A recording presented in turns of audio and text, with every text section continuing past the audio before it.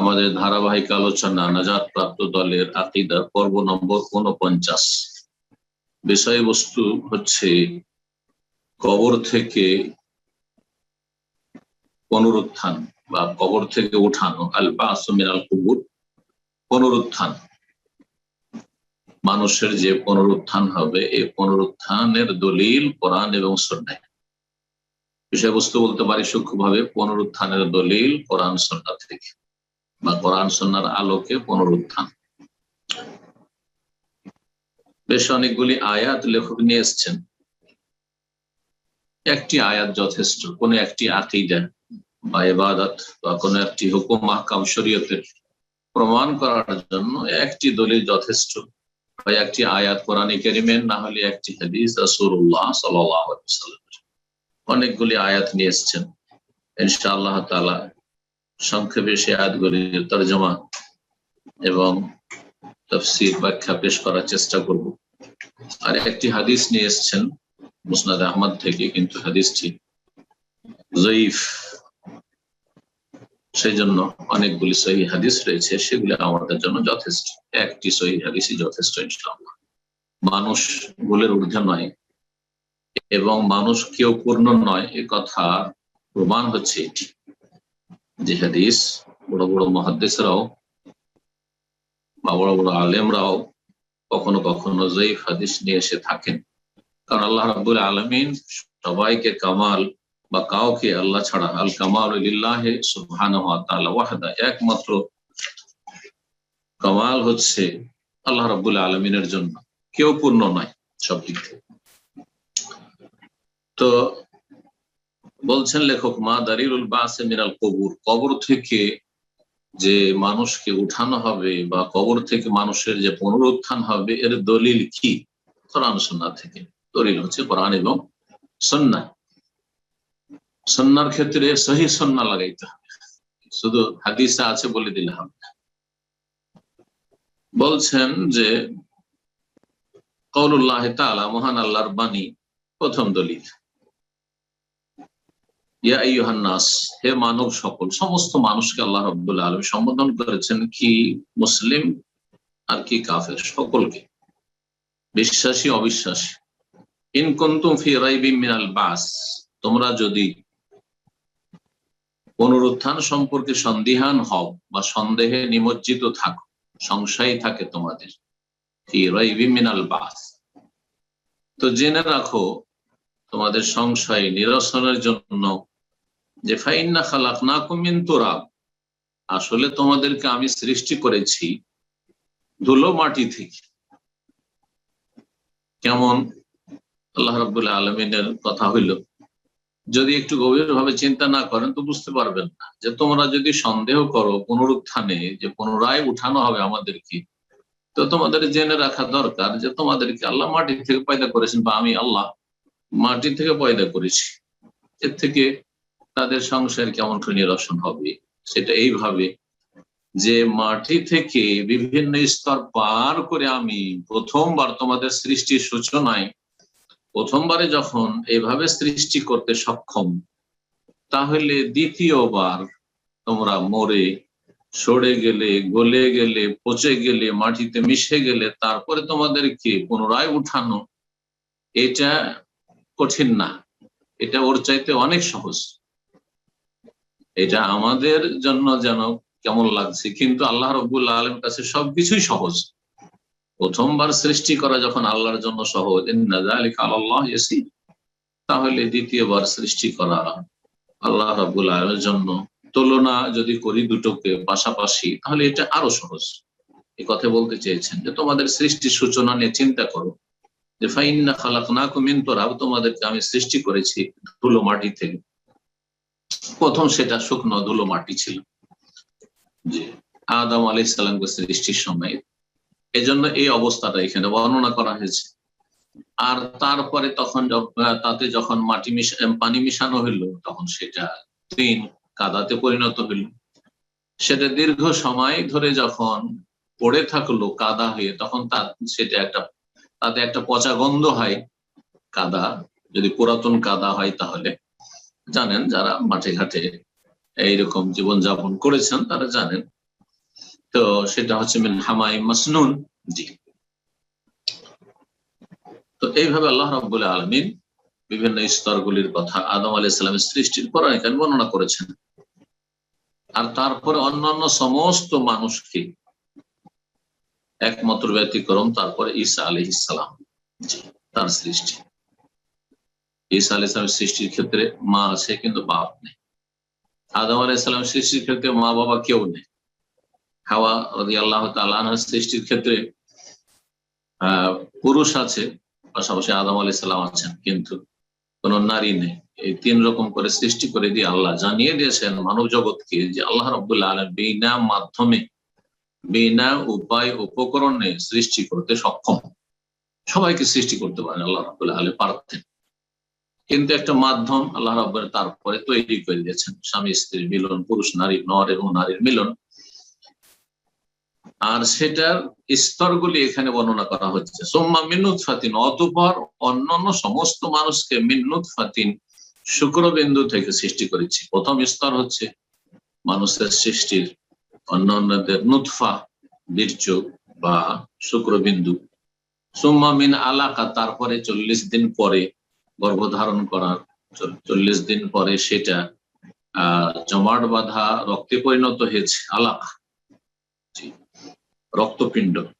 সুম্মা মুদগা, তারপরে গোশতের পিণ্ড, সেটা একটা গোশতের টুকরোর আকার ধারণ করেছে, হচ্ছে মুদগা। আর একটি স্তর, তৃতীয় 40 দিন শুক্রবিন্দু নুতফা হয়ে থাকে, 40 দিন আলাকা জমাট বাঁধা রক্ত হয়ে থাকে, তারপরে তৃতীয় 40 দিন হচ্ছে 81 থেকে শুরু 120, এ হচ্ছে মুদগা, গোশতের পিণ্ড। আর তারপরে সুম্মা ইউমারু বিআরবা'i কালিমাত, যেমন সেই হাদিসে রয়েছে 4টি বিষয়ে নির্দেশ দেওয়া হয় লিখার জন্য। এই যে গোশতের পিণ্ড হলো, এখন এতে আত্মা দেওয়া হবে, রূহ দেওয়া হবে। আল্লাহ বলছেন মুখাল্লাকাতিন ওয়া গায়রু মুখাল্লাকা, তারপরে কাউকে সৃষ্টি করা হয় মানে বেঁচে থাকে, আর তারপরে 9-10 মাস পুরা হয়ে পৃথিবীতে ভূমিষ্ঠ হয়ে আসে আল্লাহর ইচ্ছায়। ওয়া গায়রু মুখাল্লাকা, আবার কাউকে সৃষ্টি করা হয় না, মৃত থেকে গেল, সে আর পৃথিবী দেখলো না বা পৃথিবীতে আসলো না। এটা আল্লাহ করেন লিনুবাইয়্যিনা লাকুম, এই বিষয়গুলি যাতে করে আমি তোমাদের জন্য বিশদভাবে বর্ণনা করি। আল্লাহ বর্ণনা করতে চেয়েছেন মানব জাতির জন্য, যে তোমরা নিজেকে নিয়ে চিন্তা করে দেখো, যদি এই হয় আমাদের সকলের অবস্থা, আমাদের আসল হচ্ছে প্রথম মাটি, আর তারপরে প্রতিটি মানুষের, নর হোক আর নারী হোক আর যতই বড় শক্তিধর হোক, সবার সৃষ্টি সেই ঘৃণিত পানি থেকে, মাইন, যেটা সবাইকে নোংরা লাগে। তাহলে তারপরে অহংকার কিসের? আর আল্লাহ রাব্বুল আলামিন যদি এই সমস্ত স্তরগুলি অতিক্রম করিয়ে আমাদেরকে এইরকম আকার আকৃতি দিয়ে সুঠাম করে পৃথিবীতে আল্লাহ রাব্বুল আলামিন নির্দিষ্ট সময় দিয়ে অনেক ক্ষমতা দিয়েছেন মানুষকে, আল্লাহ রাব্বুল আলামিন অনেক বিদ্যা বুদ্ধি দিয়েছেন, অনেক কিছু করতে পেরেছে মানুষ। এসব যদি আল্লাহ করতে পারেন প্রথমবারে, তাহলে দ্বিতীয়বার পুনরায় উঠানো মাটি থেকে এটা কোনো মুশকিল কাজ নাই। আর আমি যতটা চাই আর যেভাবে চাই মাতৃগর্ভে আমি স্থান দিয়ে থাকি, এলা আজারিন মুসাম্মা, নির্দিষ্ট সময় পর্যন্ত মাতৃগর্ভে থাকে। কেউ পূর্ণতা লাভ করে, কেউ পূর্ণতা লাভ করে না। তারপরে ওই আয়াত, লম্বা আয়াত রয়েছে, সে আয়াত সূরা হজের 5 আয়াত নম্বর 5 থেকে 7 পর্যন্ত সংক্ষেপ করে দিয়েছেন। যালিকা বিআন্নাল্লাহুল হক, জেনে রাখা উচিত এটা, এই জন্য এইসব বিষয়গুলি বর্ণনা করেছি, যে যাতে করে জানতে পারো যে আল্লাহ হচ্ছেন চিরসত্য, আল্লাহর অস্তিত্ব সত্য, আল্লাহর ওয়াহদানিয়াত, একত্ব সত্য, আল্লাহ হচ্ছেন সত্য মাবুদ, আল্লাহর ইবাদত সত্য, আল্লাহর রুবুবিয়াত সত্য, আল্লাহর আসমা সিফাত, সুন্দর সুন্দর নাম গুণাবলী সত্য। ওয়া আন্নাহু ইউহিল মাউতা, এবং তিনি মৃতকে জীবিত করেন বা করবেন। ওয়া আন্নাহু ইউহিল মাউত, তিনি মৃতকে জীবিত করবেন, মৃতদের জীবিত করবেন। ওয়া আন্নাহু আলা কুল্লি শাইইন কাদির, এবং অসম্ভব কিছু নয়, তিনি সবকিছুর উপর ক্ষমতাবান। এবং নিঃসন্দেহে কিয়ামতের সেই সময় অবশ্যই আসবে, লা রাইবা ফিহা, যাতে কোনো সন্দেহ নেই। ওয়ান্নাল্লাহ ইয়াবাসু মান ফিল কুবুর, আর যারাই কবরে রয়েছে সে কবরে থাক, অথবা জ্বালিয়ে দেওয়া হোক, পানিতে ফেলে দেওয়া হোক, অথবা যে কিছুই করা হোক না কেন, যেহেতু ইসলামের বিধান বা আল্লাহর নাজিলকৃত বিধান হচ্ছে যে মানুষকে কবরস্থ করতে হবে মারা গেলে, সেই জন্য কবরের কথা বলা হয়েছে। কবরের নিয়ামত, কবরের আযাব, তারপর কবর থেকে উঠাবেন, পানি থেকে উঠাবেন না। হ্যাঁ, তো যেখানে যে ধ্বংস হয়েছে, মারা গেছে, সেখান থেকে আল্লাহ উঠাবে। এই ছিল সূরা হজের আয়াত। দ্বিতীয় আয়াত সূরা রুমের আয়াত নম্বর 27, মহান আল্লাহ ইরশাদ করেছেন, ওয়াহুয়াল্লাযী ইয়াবদাউল খালকা, আল্লাহ সেই সত্তা যিনি সৃষ্টির সূচনা করেছেন, প্রথমবার সৃষ্টি করেছেন। সুম্মা ইউঈদুহু, অতঃপর তিনি পুনরাবৃত্তি করবেন, আবার ফিরিয়ে নিয়ে আসবেন। ইউঈদুহু, মারা যাবে, তারপরে আবার ফিরিয়ে নিয়ে আসবেন। মিনহা খালাকনাকুম, এই মাটি থেকে আমি সৃষ্টি করেছি। আর এক আয়াতে আল্লাহ বলেছেন সূরা তাহা, ও ফিহা নুঈদুকুম, মাটিতে তোমাদেরকে ফিরিয়ে দেব, মাটিতে মিশে যাবে এক সময়। ও মিনহা নুখরিজুকুম তারাতান উখরা, সেখান থেকে তোমাদেরকে বের করে নিয়ে আসবো, উদ্গত করবো পুনরায়। আল্লাহ বলছেন যে তিনি সৃষ্টির সূচনা করেছেন, সেই সত্তা তিনি, এবং তিনি পুনরায় তোমাদের সৃষ্টি করবেন, হ্যাঁ, বা পুনরাবৃত্তি করবেন সেই সৃষ্টির। আহওয়ানু আলাইহি, আর সেটা তার কাছে অধিক সহজ। দুটো পাশাপাশি রাখলে এটা তুলনামূলক বেশি সহজ, আল্লাহর জন্য দুটোই সহজ। আল্লাহ রাব্বুল আলামিন তারপরে সূরা আম্বিয়ার আয়াত নম্বর 104 বলছেন, কামা বাদানা আউওয়ালা খালকিন নুঈদুহু, যেমন আমি প্রথম সৃষ্টির সূচনা করেছিলাম বা করেছি, নুঈদুহু, পুনরায় আমি সৃষ্টি করব, পুনরায় আবার সৃষ্টি করব বা পুনরায় আমি উঠাবো।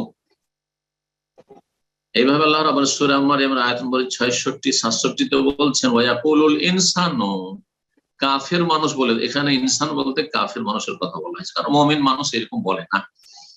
আইযা মা মৃত্যু, আচ্ছা বলো তো, যখন আমি মরে যাব, লাসাউফা উখরাজু হাইয়া, তাহলে কি আমি অচিরেই আমাকে বের করে নিয়ে আসা হবে, মানে আমাকে পুনর্জীবিত করা হবে?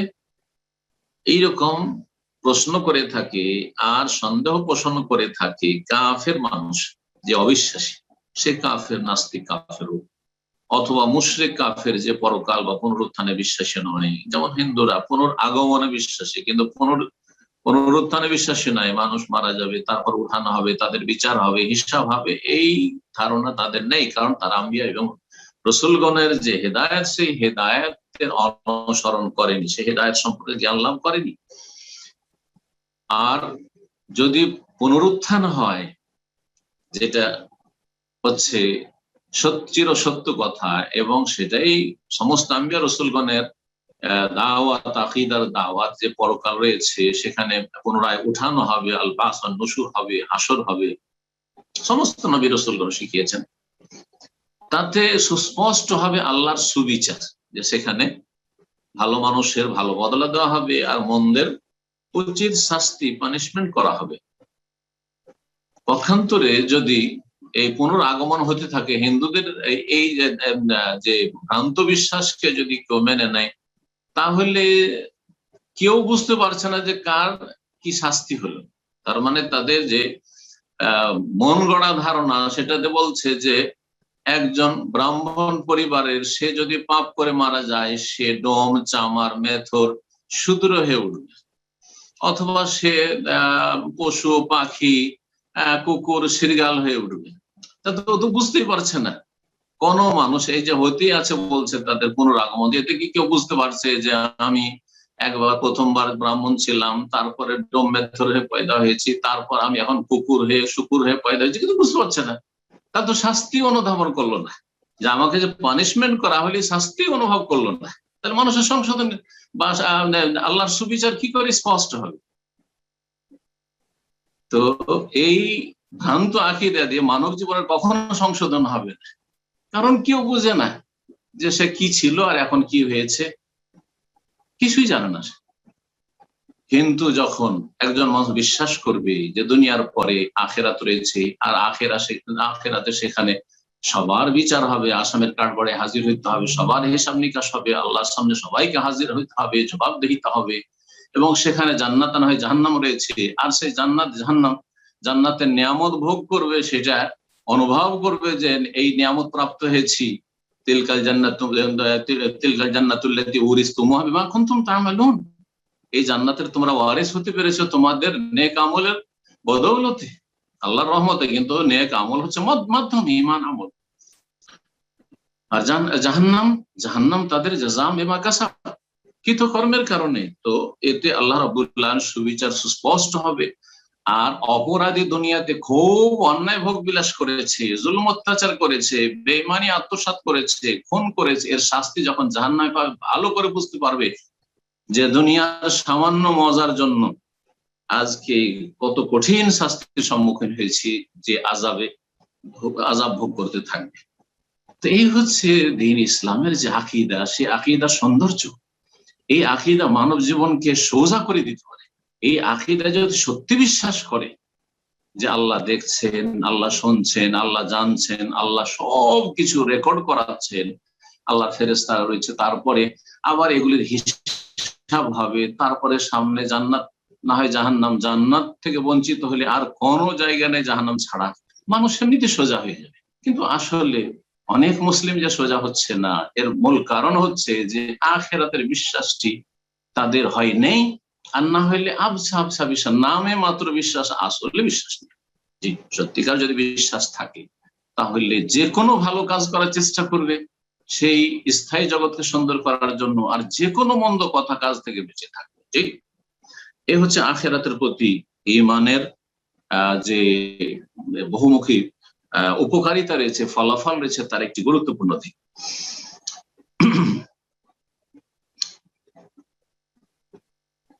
তো বলছেন যে কাফের মানুষ বলে থাকে যে আইযা মা মৃত্যু, যখন আমি মারা যাবো, লাসৌফা উখরাজু হাইয়্যা, তো আমাকে আবার জীবিত করে উঠানো হবে। অবাক হয়ে থাকে কাফের, এইটা আবার কোন কথা হবে? আল্লাহ বলছেন আওয়ালা ইয়াযকুরুল ইনসান, আচ্ছা মানুষ কি এই কথা স্মরণ রাখে না? মানে ওই কাফের গুলো যারা অবিশ্বাসী, তারা কি এই কথা স্মরণ করে না? আন্না খালাকনাহু মিন ক্বাবলু, ইতিপূর্বে তো তাকে আমি সৃষ্টি করেছি, ইতিপূর্বে তাকে সৃষ্টি, ওয়ালাম ইয়াকু শাইআ, তখন তো কিছুই ছিল না, সে তাকে একবার না থেকে, জিরো থেকে তাকে নিয়ে এসেছে। হাল আতা আলাল ইনসানি হিনুম মিনাদ দাহর লাম ইয়াকুন শাইআন মাযকুরা, কোনো কিছুই ছিল না, তোমাকে না থেকে। হ্যাঁ, আর এখানে তো তুমি একটা কিছু ছিলে, অমুক ব্যক্তি, আর তারপরে মরেছো, সরেছো, পচেছো, তোমার একসময় অস্তিত্ব ছিল, সেখান থেকে তোমাকে পুনরায় সৃষ্টি করা হচ্ছে, পুনরুত্থান হচ্ছে। সূরা মারিয়াম আয়াত নম্বর 66-67 বললাম। তারপর আল্লাহ রাব্বুল ইরশাদ করেছেন সূরা ইয়াসিনের আয়াত নম্বর 77 থেকে 79-তে, আওয়ালাম ইয়ারাল ইনসান, মানুষ কি দেখে না, আন্না খালাকনাহু মিন নুতফা, যে তাকে আমি সৃষ্টি করেছি শুক্রবিন্দু থেকে, ফাইযা হুয়া খাসিমুম মুবিন, তারপরে বড় হয়ে, শক্তিশালী হয়ে সে সুস্পষ্ট ঝগড়াটে হয়ে যায়, তর্ক বিতর্ক করা শুরু করে। আরে নাই পরকাল পরকাল, এগুলো মৌলবাদীদের কথা, আরে এগুলো এই মুসলিমরা বলে থাকে, হ্যাঁ এইগুলো এক শ্রেণীর আলেম সমাজের কথা। লা হাওলা ওয়ালা কুওয়াতা, খাসিমুম মুবিন, এরা বাক বিতণ্ড করে থাকে প্রকাশ্যে, দারাবালানা মাসালান, আর আমাদের সামনে দৃষ্টান্ত পেশ করে থাকে, যুক্তি পেশ করে থাকে। ওয়ানাসিয়া খালকা, নিজের সৃষ্টিকে সে ভুলে গেছে যে কোত্থেকে সৃষ্টি করা হয়েছে তাকে। কালা, এজন্য এই কথা বলে, মাইয়ুহিল ইযাম ওয়া হিয়া রামীম, হাড্ডি গুলি সরে পচে যাওয়ার পরে সেগুলি কে জীবিত করবে? অবাক হয়। কুল, হে নবী জানিয়ে দাও, তাদেরকে বলে দাও, ইউহয়িহাল্লাযী আনশাহা আউয়ালা মাররা, সেই সত্তা পুনরায় সৃষ্টি করবেন যিনি প্রথমবার সৃষ্টি করেছেন, এইভাবে সূরা আহকাফের আয়াত নম্বর 33-এ মহান আল্লাহ ইরশাদ করেছেন, আওয়ালাম ইয়ারাউ, তারা কি দেখে না, আন্নাল্লাহাল্লাযী খালাকাস সামাওয়াতি ওয়াল আরদা, নিশ্চয়ই সেই আল্লাহ যিনি আকাশসমূহ এবং পৃথিবীকে সৃষ্টি করেছেন, ওয়ালাম ইয়াইয়া বিখালকিহিন্না, আকাশসমূহ আর জমিন, সাত আকাশ সাত জমিন সৃষ্টি করতে তিনি ক্লান্ত হননি, বেকাদের, তিনি সক্ষম, যিনি সাত আসমান সাত জমিন সৃষ্টি করতে কোন রকমের ক্লান্ত হননি, তাকে কষ্ট হয়নি, পেরেশানি হয়নি, বেকাদেরিন তিনি পূর্ণ সক্ষম, আলা আইয়ুহিল মাউতা মৃতদের জীবিত করার প্রতি, মৃতদের জীবিত করার ক্ষেত্রে। বালা অবশ্যই, ইন্নাহু আলা কুল্লি শাইইন কাদির, জেনে রেখো যে তিনি সবকিছুর উপর ক্ষমতাবান। এইভাবে আল্লাহ রাব্বুল সূরা ফুসসিলাত, যার অপর নাম হামিম সাজদা, তার 39 নম্বর আয়াতে বলছেন, অমিন আয়াতিহি, আল্লাহ রাব্বুল আলামিনের নিদর্শনাবলীর অন্তর্ভুক্ত হচ্ছে, আল্লাহর নিদর্শন মানে আল্লাহকে চেনার উপায়, আল্লাহকে চেনার উপায় এবং হক সত্যকে জানার উপায়।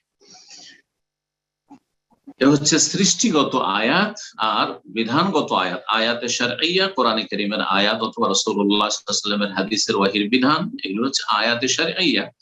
আর সৃষ্টিগত নিদর্শনাবলী বা আয়াত হচ্ছে যা দিয়ে যেসব আল্লাহর সৃষ্টি পৃথিবীতে রয়েছে সেগুলির কোনো কিছু দেখে আল্লাহ সম্পর্কে, আল্লাহর দ্বীন সম্পর্কে এবং পরকাল সম্পর্কে উপলব্ধি করা যায়। বলছেন অমিন আয়াতি, আল্লাহ রাব্বুল আলামিনের নিদর্শনাবলীর অন্তর্ভুক্ত হচ্ছে এই বিষয়টি, আন্নাকা তারাল আরদা খাশিআ, তুমি দেখবে জমিনকে, এখানে জমিন ভূমি, ভূমিকে দেখবে যখন দীর্ঘ সময় ধরে বৃষ্টি হয় না, তখন কি হয়? খাশিআ, খাশিআ শুকনো, শুকিয়ে গেছে একবার জমি। ফাইদা আনজালনা আলাইহাল মা, অতঃপর যখন তার উপর আমি বৃষ্টি বর্ষণ করি, পানি বর্ষণ করি, ইহতাজ্জাত, তখন নড়ে চড়ে উঠে, রাবাত এবং ফুলে উঠে, আর তারপরে তাতে উর্বর শক্তি আসে। যে উর্বর শক্তি দুর্বল হয়ে গেছে বা কোনো কিছু তাতে উদ্গত হবে, এইরকম যোগ্যতা হারিয়ে ফেলেছে, ইহতাজ্জাত ওয়া রাবাত। যখন জমিনের এই অবস্থাটা তোমরা প্রত্যক্ষ করছো হে কৃষকরা অথবা যারাই আল্লাহর জমিন দেখছেন, ইন্নাল্লাযী আহইয়াহা, নিশ্চয়ই যেই সত্তা আল্লাহ রাব্বুল আলামিন এই মৃত ভূমিকে, যেই জমি মরে গেছে অনাবৃষ্টির কারণে, অনাবাদ হয়ে গেছে, সেই জমিকে আল্লাহ জীবন দান করেছেন এবং উর্বর শক্তি দিয়ে থাকেন। লামুহিল মাউতা, তিনি অবশ্যই মৃতদেরকে জীবিত করবেন। মরা জমিকে, অনুর্বর জমিকে যদি আল্লাহ রাব্বুল আলামিন এইভাবে জীবিত করেন, তাহলে ঠিক ওই রকমই, এটা হচ্ছে একটা উপমা বোঝার জন্য যে মৃত ব্যক্তি বা মৃত, সবাই মৃত এক সময়, যারা মারা গেছে এবং মারা যাবে, সবাই মারা যাবে, তাদেরকে আল্লাহ রাব্বুল আলামিন অবশ্যই জীবিত করবেন তাদের মরণের পরে, তাদের সড়ে গলে নিশ্চিহ্ন হওয়ার পরে। ইন্নাহু আলা কুল্লি শাইইন কাদির, নিশ্চয় তিনি সবকিছুর উপর ক্ষমতাবান। এছাড়াও কোরআনে কারীমে বহু আয়াত রয়েছে, এমনকি বাস, পুনরুত্থান শব্দ দিয়েও, ইন কুনতুম ফি রাইবিন মিনাল বাস, এই বাস শব্দটি এখানে আয়াতে এসেছে সূরা হজে, আর এসেছে জামাল্লাযীনা কাফারু আল্লা ইউবাসু, কাফেরদের এই ভ্রান্ত ধারণা যে তারা পুনরুত্থিত হবেন, আল্লা ইউবাসু, কুল, হে নবী বলে দাও, বালা, অবশ্যই অবশ্যই, রব্বি, আমার রবের কসম করে বলছি, লাতুবাসুন্না, অবশ্যই অবশ্যই পুনরুত্থিত হবে, অবশ্যই তোমাদের পুনরুত্থান করা হবে। সুম্মা লাতুনাব্বাউন্না বিমা আমিলতুম, যা কিছু পৃথিবীতে করে এসো সে সম্পর্কে অবশ্যই তোমাদেরকে জানিয়ে দেওয়া হবে, বুঝতে পারবে, সবকিছু জ্ঞাত করানো হবে। যালিকা আলাল্লাহি ইয়াসির, সমস্ত কিছু আল্লাহ রাব্বুল আলামিনের জন্য সহজ।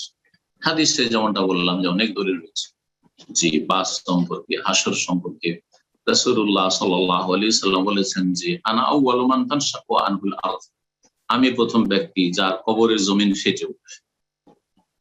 উঠে দেখবো যে মূসা আলাইহিস সালাম উঠে গেছেন আর আরশের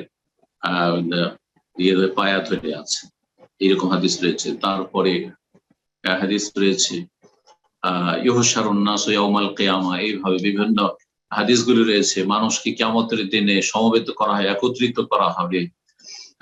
তারপর হাদিসে রয়েছে সুম্মা ইউবআসুনা আলা নিয়াতিহিম, যখন আল্লাহর আযাব পৃথিবীতে আসে তখন সালেহ তালেহ, ভালো মন্দ, সৎ অসৎ সবাইকে ধ্বংস করে দেওয়া হয়, একাকার করে দেওয়া হয়, বেছে বেছে শুধু যারা নাফরমান অবাধ্য পাপিষ্ঠ তাদেরকে ধ্বংস করা হয় না। যেমন এই করোনার মহামারীতে সৎ লোক আক্রান্ত হচ্ছে অসৎ লোকদের সাথে, যদিও আল্লাহর আযাব আসার কারণ হচ্ছে অসৎ লোকেরা পৃথিবীতে, আল্লাহর জমিনে, কিন্তু এতে আক্রান্ত ভালো মন্দ সবাই হচ্ছে, আর মারা যাচ্ছে, যেমন মন্দ লোকেরা মারা যাচ্ছে তেমন ভালো লোকেরাও মারা যাচ্ছে। সুম্মা ইউবাসুনা আলা নিয়াতিহিম, তারপরে মানুষ নিয়ত অনুযায়ী তাদের পুনরুত্থান হবে। এখানে পুনরুত্থানের কথা বলা হয়েছে, এরকম বহু হাদিস রয়েছে। সময়ের স্বল্পতার জন্য এতটা ইনশাআল্লাহ তাআলা যথেষ্ট। আল্লাহ রাব্বুল আলামিন যেন আমাদেরকে কোরআন সুন্নাহর আলোকে তাওহীদ, আকীদা, আহলে সুন্নাত ওয়াল জামাতের শিখার এবং সেই অনুযায়ী জীবনযাপনের এবং সেটাকে সবসময় ধারণ করে রাখা তৌফিক দান করেন, বা ধারণ করে থাকার তৌফিক দান করেন। এবং আল্লাহ রাব্বুল আমাদেরকে সমস্ত রকমের গুমরাহি থেকে, বিভ্রান্তি থেকে, জানা অজানা সমস্ত ফিতনা থেকে আল্লাহ যেন আমাদেরকে বাঁচিয়ে রাখেন। আল্লাহুম্মা ইন্না নাউযু বিকা মিনাল ফিতানি মা যাহারা মিনহা ওয়া মা বাতান। ওয়া সাল্লাল্লাহু ওয়া সাল্লাম আলা নাবিয়িনা মুহাম্মদ ওয়া আলা আলিহি ওয়া সাহবিহি আজমাইন।